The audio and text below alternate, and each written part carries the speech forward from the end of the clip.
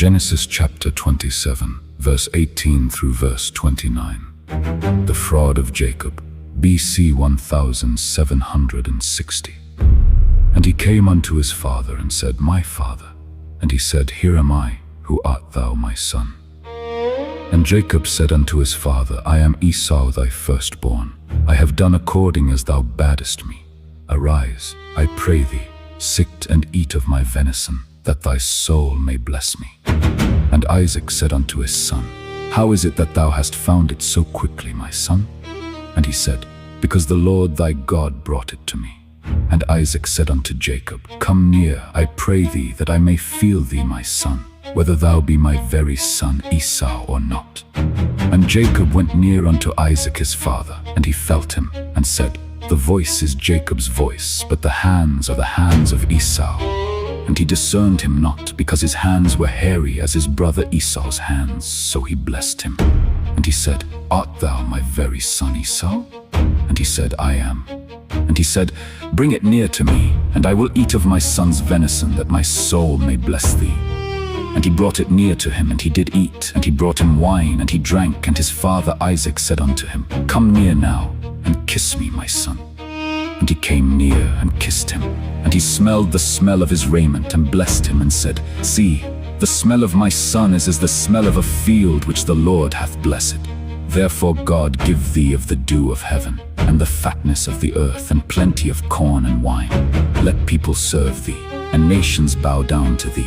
Be Lord over thy brethren, and let thy mother's sons bow down to thee. Cursed be every one that curseth thee, and blessed be he that blesseth thee. Observe here the art and assurance with which Jacob managed this intrigue. Who would have thought that this plain man could have played his part so well in a design of this nature? His mother having put him in the way of it, and encouraged him in it, he dexterously applied himself to those methods which he had never accustomed himself to, but had always conceived in abhorrence of note. Lying is soon learned. The psalmist speaks of those who, as soon as they are born, speak lies. Psalms chapter 58, verse 3. Jeremiah chapter 9, verse 5. I wonder how honest Jacob could so readily turn his tongue to say, verse 19, I am Esau thy firstborn. Nor do I see how the endeavor of some to bring him off with that equivocation, I am made thy firstborn, namely by purchase, does him any service. For when his father asked him, verse 24, Art thou my very son Esau? He said, I am. How could he say, I have done as thou badest me, when he had received no command from his father, but was doing as his mother bade him? How could he say, Eat of my venison, when he knew it came, not from the field, but from the fold? But especially I wonder how he could have the assurance to father it upon God, and to use his name in the cheat. The Lord thy God brought it to me. Is this Jacob? Is this Israel indeed without guile? It is certainly written, not for our imitation, but for our admonition. Let him that thinks he stands take heed lest he fall. Good men have sometimes failed in the exercise of those graces for which they have been most eminent. The success of this management Jacob with some difficulty gained his point, and obtained the blessing. 1. Isaac was at first dissatisfied, and would have discovered the fraud if he could have trusted his own ears. For the voice was Jacob's voice. Verse 22. Providence has ordered a strange variety of voices, as well as faces, which is also of use to prevent our being imposed upon. And the voice is a thing not easily disguised nor counterfeited. This may be alluded to illustrate the character of a hypocrite. His voice is Jacob's voice, but his hands are Esau's. He speaks the language of a saint, but does the works of a sinner. But the judgment will be, as here, by the hands.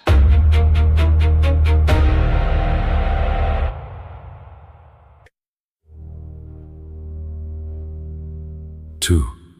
At length he yielded to the power of the cheat, because the hands were hairy, verse 23, not considering how easy it was to counterfeit that circumstance. And now Jacob carries it on dexterously, sets his venison before his father, and waits at table very officiously till dinner is done. And the blessing comes to be pronounced in the close of this solemn feast.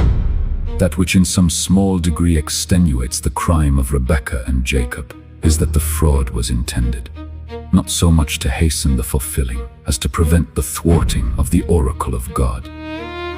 The blessing was just going to be put upon the wrong head, and they thought it was time to bestir themselves.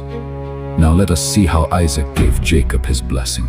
Verse 26 through verse 29:1. He embraced him, in token of a particular affection to him. Those that are blessed of God are kissed with the kisses of his mouth, and they do, by love and loyalty, kiss the Son. Psalms chapter 2, verse 12. 2. He praised him. He smelt the smell of his raiment and said, "See, the smell of my son is as the smell of a field which the Lord hath blessed, that is, like that of the most fragrant flowers and spices." It appeared that God had blessed him, and therefore Isaac would bless him. 3. He prayed for him, and therein prophesied concerning him. It is the duty of parents to pray for their children, and to bless them in the name of the Lord, and thus, as well as by their baptism, to do what they can to preserve and perpetuate the entail of the covenant in their families.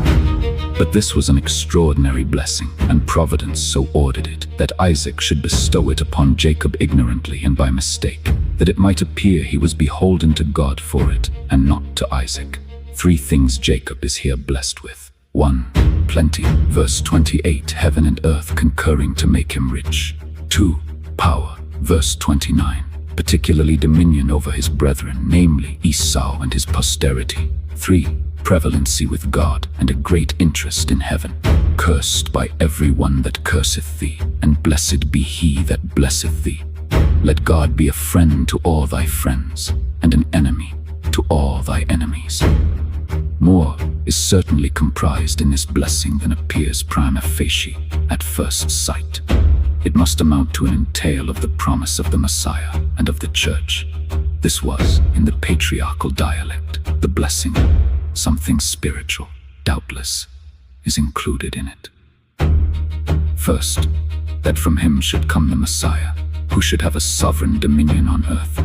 It was that top branch of his family which people should serve and nations bow down to see. Numbers chapter 24, verse 19. Out of Jacob shall come he that shall have dominion, the star and scepter. Verse 17, Jacob's dominion over Esau was to be only typical of this.